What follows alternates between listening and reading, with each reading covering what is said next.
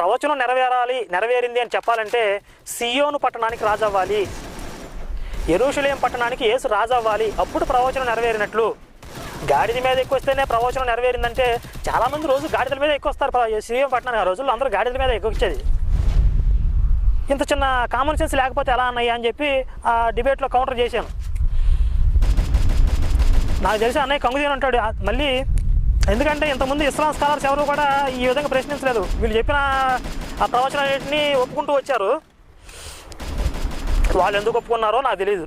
కానీ అక్కడ ఉన్న విషయాన్ని ఉన్నట్లుగా చూస్తే ఆ ప్రవచనం నెరవేరినట్టు కాదు. యేసు గాడిద ఎక్కువ వస్తే ప్రవచనం నెరవేరినట్టు కాదు. సియోను పట్టణానికి, యెరూషలేం పట్టణానికి రాజు అవ్వాలి, యెరూషలేంలో ఉన్న యూదులకు రాజు అవ్వాలి. బైబిల్లో గోలంతా అదే కదా. యేసు పుట్టగానే యూదుడు రాజుగా పుట్టినవాడు ఎక్కడున్నాడు అంటారు. నేను క్రీస్తుని అంటాడు యేసు. క్రీస్తు అంటే అభిషక్తుడు, మెస్సయ్య. మీకు మార్కు సువార్త